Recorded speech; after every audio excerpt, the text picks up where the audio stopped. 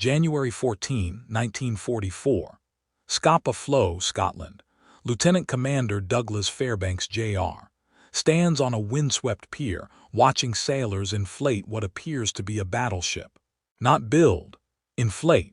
Like a child's pool toy, except this particular toy is 680 feet long, weighs 4 tons deflated, and from 5,000 feet altitude looks exactly like HMS Anson, one of Britain's most powerful warships. Fairbanks is 34 years old, a Hollywood actor turned naval intelligence officer, and one of the architects of the most audacious deception operation in military history. Before the war, he played swashbuckling heroes in films like The Prisoner of Zenda. Now he's creating an entire Phantom Navy using rubber, canvas, and psychological warfare. The inflatable battleship takes shape with surprising speed. A crew of 20 sailors works with industrial air compressors, filling the massive rubber structure with compressed air. The hull expands, the superstructure rises, gun turrets emerge. Within 6 hours, what was a deflated mass occupying 2 truck beds becomes a convincing replica of a King George V-class battleship.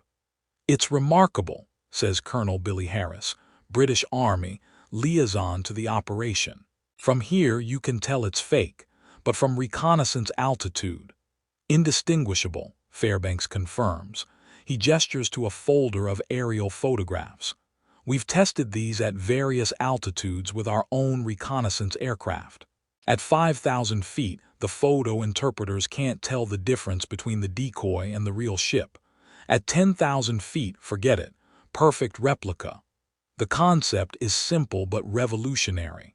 German intelligence relies heavily on aerial reconnaissance. High-altitude photography missions, flown by Luftwaffe reconnaissance aircraft and later, by photographic satellites. They photograph Allied ports, count ships, track naval movements, and use that intelligence to plan U-boat deployments and estimate Allied capabilities. What if you could manipulate those photographs? Make the Germans see a fleet that doesn't exist. Force them to deploy resources against phantom threats.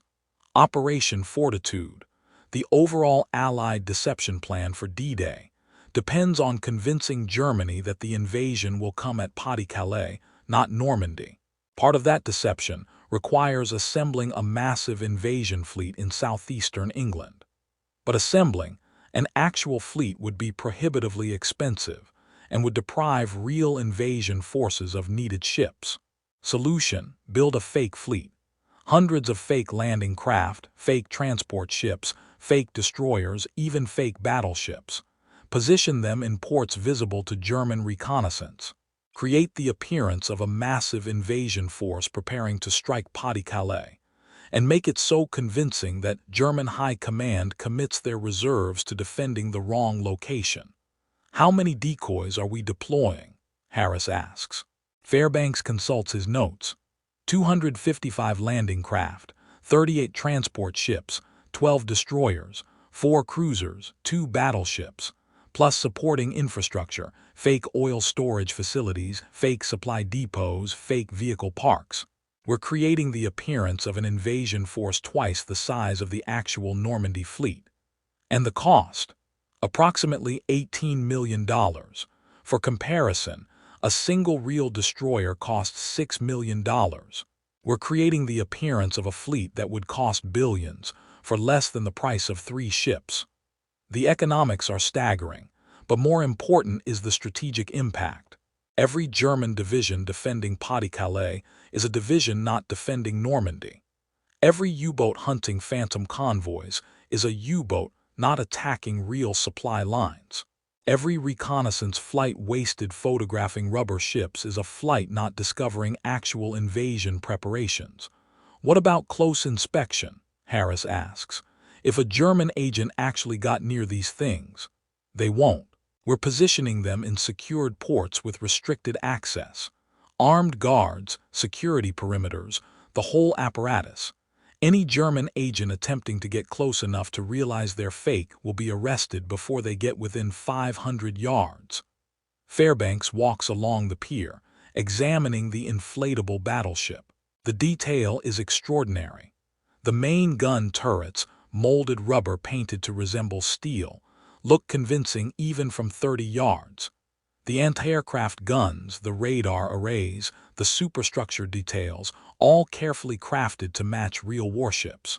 There's even simulated rust staining and weathering to make the ship look operational rather than freshly built. We're also implementing operational deception, Fairbanks continues. Radio traffic mimicking fleet communications, simulated training exercises, shore leave for phantom crews. We're creating not just the appearance of a fleet but the electronic and human signature of fleet operations. What about movement? These ships are anchored. They don't move, correct, which is why we position them as if they're in final staging, loading supplies, conducting last-minute maintenance, waiting for deployment orders. Ships in that phase don't move much. It's a realistic scenario. Harris shakes his head, impressed despite himself. You're creating an entire fictional invasion force. Not fictional, Fairbanks corrects. The Germans will believe it's real. That's what matters. In warfare, perception is reality. We're not building fake ships. We're building German mistakes. The inflatable battleship is now fully deployed, floating in Scapa Flow like a ghost made manifest. From the pier you can see the seams, the too-perfect symmetry, the subtle wrongness. From 5,000 feet altitude through a reconnaissance camera lens, you see exactly what you expect. Another British battleship preparing for war. And expectations, more than truth, shape decisions. February 1944. Shepperton Studios, England. You're standing in a film studio that's been converted into a military deception factory, watching artists and engineers create an invasion fleet from scratch. If you're Captain Harold Burrismayer, you're a theatrical set designer who spent the 1930s creating Broadway stage illusions. Now you're creating illusions that will deceive an entire nation. The main sound stage, where they filmed The Thief of Baghdad before the war, is now filled with half-completed landing craft. Not real landing craft. Inflatable decoys constructed from rubberized canvas, internal air bladders and wooden support frames. A team of 20 artisans works on each decoy. Pattern makers create templates based on technical drawings of real landing craft. Seamstresses, recruited from London's garment district, sew the massive panels of rubberized canvas. Painters apply camouflage patterns that match Royal Navy specifications exactly. And engineers install the air bladder systems that will give these flat patterns three-dimensional form. The challenge, you explain to a visiting American officer, is balancing weight against realism. Each landing craft decoy needs to be light enough for a small crew to transport and deploy, but substantial enough to withstand weather and maintain its shape. What's the weight? Approximately 180 pounds deflated. Compare that to a real LCT, landing craft tank, which weighs 286 tons. We're creating something that looks identical to the real thing but weighs 0.00006% as much. The officer examines a completed decoy.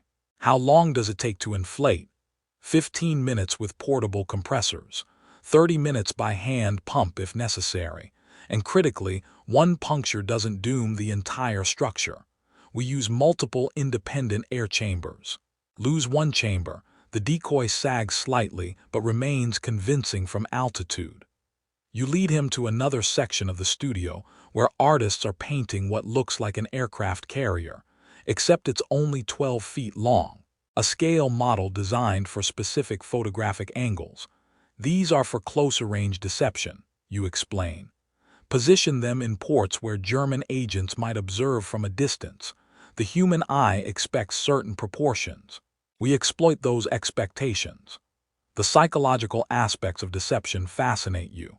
Human perception is easily fooled because the brain fills in missing information based on expectations. Show someone a silhouette that roughly matches a landing craft. Position it in a context where landing craft belong, and the observer's brain completes the picture.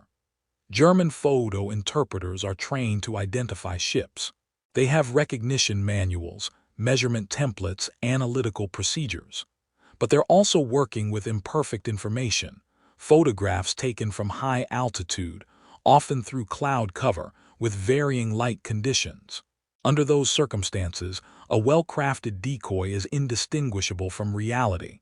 "What about thermal signatures?" the American officer asks.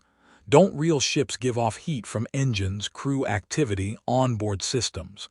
Excellent question. We've installed electric heating elements in key decoys. They're powered by portable generators and produce thermal signatures that roughly match idle ships. Not perfect, but we're not trying to deceive thermal imaging specialists. We're trying to create enough ambiguity that photo interpreters mark these as probable vessels, rather than confirmed fakes. You walk to a design table where new concepts are being sketched. We're also developing mobile decoys, landing craft that can be towed by small boats to simulate movement between anchorages. The Germans know that invasion forces don't remain static. Ships move, reposition, conduct training exercises. We need to simulate that activity. The scale of the operation is staggering. Shepperton Studios is producing 20 decoys per week. Similar operations are running at Pinewood Studios, Denham Studios, and converted warehouses across southern England. Combined production, approximately 80 decoys per week. By D-Day, you'll have deployed over 500 decoy vessels across a dozen ports in southeastern England. "Here's something beautiful," you say, pulling out reconnaissance photographs. "These are German aerial photos of Dover Harbor taken 3 weeks ago. See these vessels?" You point to several landing craft visible in the photograph. "Yes, decoys, all of them. The Germans photographed them, analyzed them, and reported them to high command as real invasion craft. We know because we've broken their codes. Their intelligence reports list Dover Harbor as containing 47 landing craft, various types. Actual number of real landing craft in Dover, 0. The American officer stares at the photograph. They're completely fooled. Completely. And that's just Dover. We have similar deployments in Folkestone, Ramsgate, Hastings, Newhaven, and a half-dozen smaller ports. The Germans believe the southeastern coast has the largest concentration of invasion craft in England. And the real invasion fleet is assembling 200 miles west, in ports the Germans barely monitor because we've convinced them the action is elsewhere. You smile. It's the same satisfaction you felt creating stage illusions on Broadway, except the stakes are infinitely higher. This illusion won't earn applause from theater audiences. It will save thousands of lives when Allied forces land on Normandy beaches defended by fewer German divisions than should have been there. Because those divisions are waiting in Pas-de-Calais, waiting for a phantom fleet. April 2, 1944. Dover Harbor, England. Chief Petty Officer James Mackenzie oversees the deployment of landing craft tank, Rubber, serial number LCTR-147, and tries not to laugh at the absurdity of his assignment. He spent 22 years in the Royal Navy, serving on real destroyers, real cruisers, and real landing craft. Now he's commanding a crew of 6 sailors whose job is to position, inflate, and maintain fake ships. "Careful with that seam," he barks as 2 sailors maneuver the deflated decoy into position. "Tear the canvas and we'll be patching all night." The decoy arrives on a flatbed truck, folded into a package roughly the size of a large sofa. His crew unloads it onto a small workboat, motors out to the designated mooring position, marked on classified charts as Decoy Station 17, and begins the inflation process. 2 sailors connect industrial air compressors to the valve ports. The compressors roar to life, pumping compressed air into the internal bladders. Slowly, almost magically, the flat canvas begins to swell and take shape. "It's like watching a bloody balloon animal," mutters Able Seaman Peters, the youngest member of the crew. He's 19, transferred to this unit after his destroyer was torpedoed off Sardinia. Except balloon animals don't weigh 180 pounds and require security clearance. Mackenzie allows himself a small smile, Treat it like a real landing craft, Peters. The Germans certainly will. The decoy expands. First, the hull takes shape, the characteristic flat bottom and high sides of an LCT. Then the ramp at the bow inflates, the gun mounts rise from the deck, and the pilot house emerges near the stern. Within 15 minutes, what was folded canvas has become a 112-foot-long landing craft, floating convincingly at anchor. Mackenzie circles the decoy and the workboat, conducting a detailed inspection. The camouflage paint is perfect, dappled gray-green pattern matching real Royal Navy specifications. The hull number is correctly stenciled. Even the weathering looks authentic. Simulated rust stains, paint chips, the worn appearance of a vessel that's seen operational use. How's it look from sea level? Peters asks. Like a landing craft, which is exactly the point.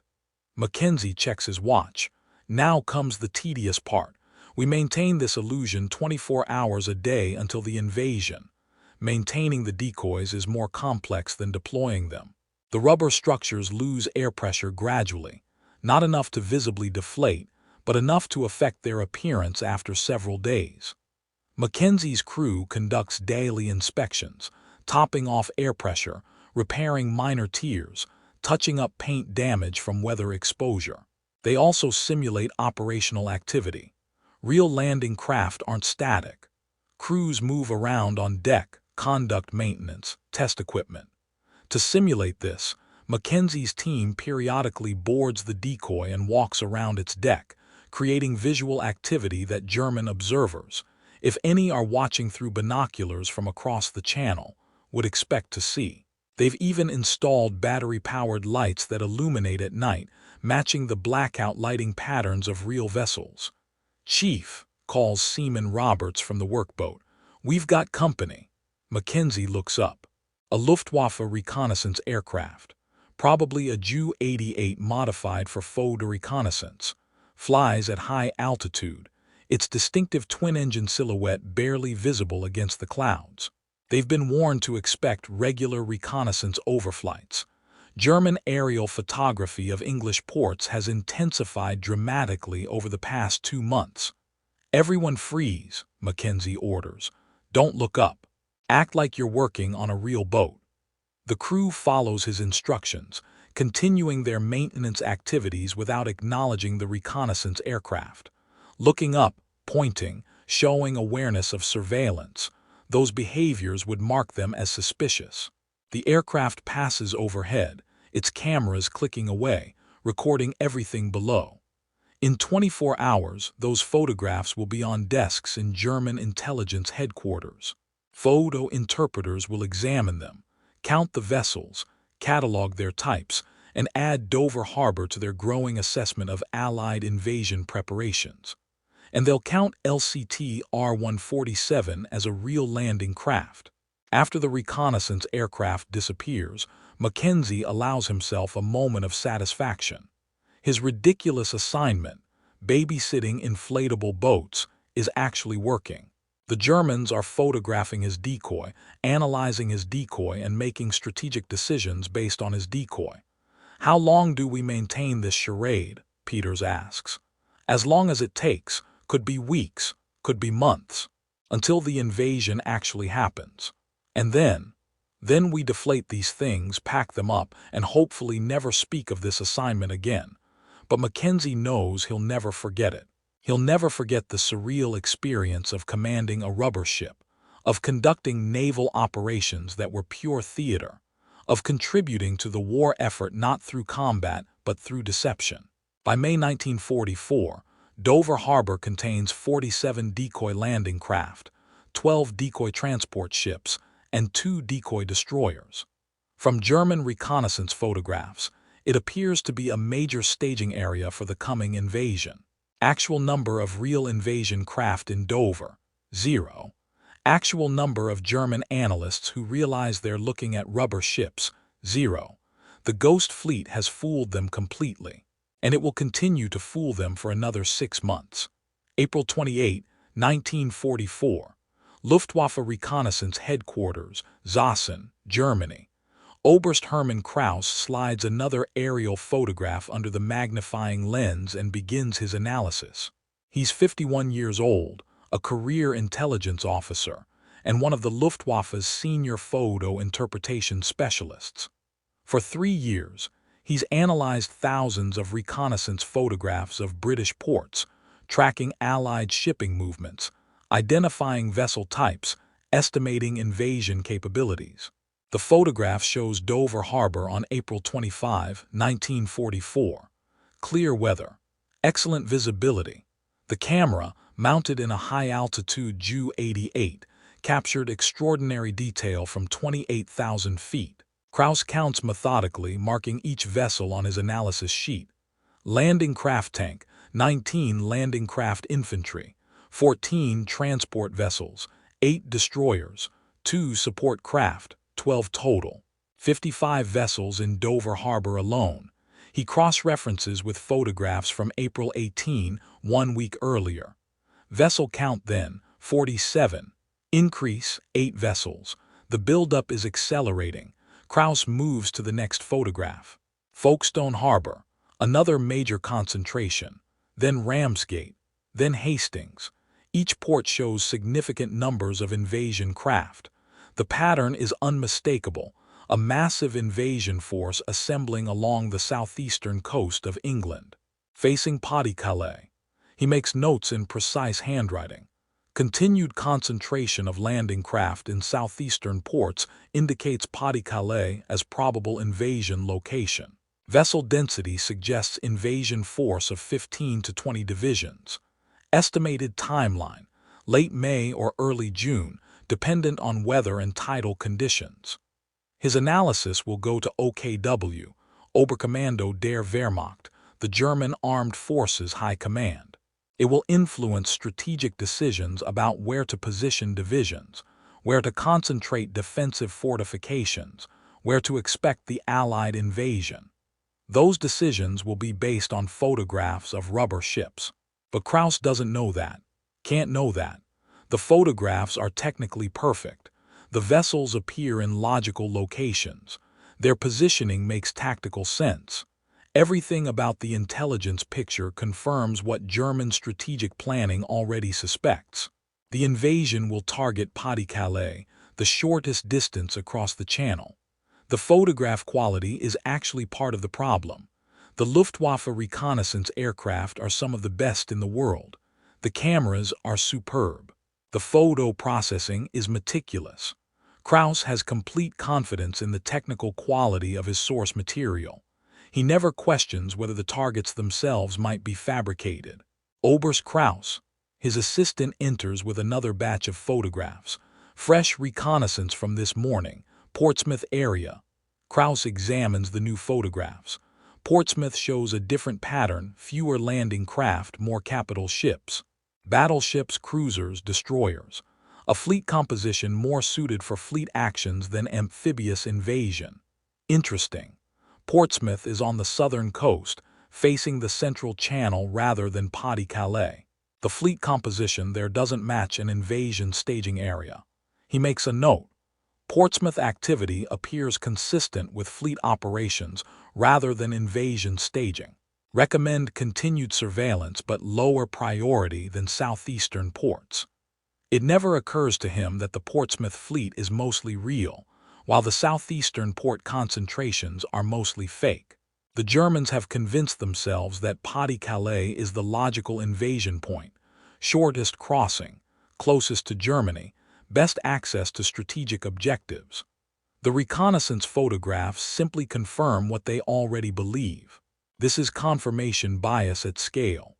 Kraus is an excellent analyst with access to high-quality intelligence, but he's interpreting that intelligence through a framework of assumptions.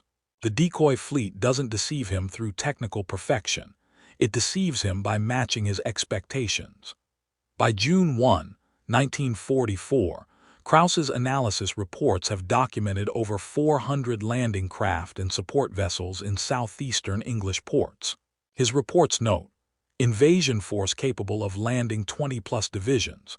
Pas-de-Calais sector remains highest probability target. German 15th Army should maintain maximum readiness.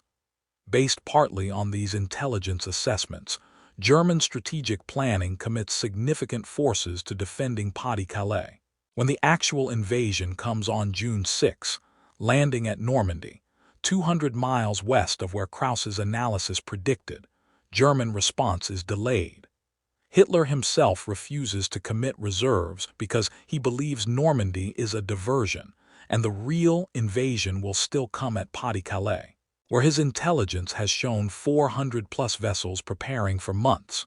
Those phantom vessels, inflatable, rubber, maintained by small crews who spend their days topping off air pressure and simulating activity, pinned down multiple German divisions for weeks after D-Day. Krauss will eventually learn he was deceived, that the vessels he counted so carefully were theatrical props, that his meticulous analysis contributed to one of the greatest intelligence failures in military history. But in April 1944, examining his reconnaissance photographs under magnification, he sees exactly what the Allied deception planners want him to see: an invasion fleet assembling for an attack on Pas-de-Calais. The photographs don't lie. The ships do. August 15, 1944, Dover Harbor. Chief Mackenzie supervises the deflation of LCTR-147 for the final time, watching the rubber landing craft slowly collapse like a punctured lung. The invasion happened 70 days ago. The deception is over. Time to pack up the ghost fleet and return to real naval operations. It's almost sad, Peters remarks, coiling air hoses. We spent 4 months maintaining this thing. Feels like we should give it a proper send-off. It's a rubber boat, Mackenzie replies, but he understands the sentiment. They've spent more time with these decoys than many sailors spend with real ships. They've maintained them through storms, repaired weather damage, kept them looking operational day after day. And it worked. Intelligence reports, the classified kind that eventually filter down through the chain of command, indicate that German reconnaissance photographed the Dover decoys over 200 times between February and June. Every photograph was analyzed, every vessel counted, every report forwarded to German high command. The Germans positioned 15th Army, their strongest defensive force in France, to defend Pas-de-Calais against an invasion that never came. When Allied forces landed at Normandy on June 6, German strategic reserves remained concentrated 200 miles northeast, waiting for the main invasion that Dover Harbor's ghost fleet seemed to promise. Those reserves stayed there for 6 weeks. Even after Normandy, Hitler remained convinced the real invasion was still coming at Pas-de-Calais. He'd seen the intelligence, hundreds of landing craft, a massive invasion force. It had to mean something. It meant rubber ships maintained by bored sailors had pinned down 200,000 German troops while the real invasion established its beachhead. "Chief, we've got a visitor," Roberts calls. Mackenzie looks up to see an American officer approaching, Navy uniform, commander's stripes, unfamiliar face. The officer salutes. "Chief Petty Officer McKen."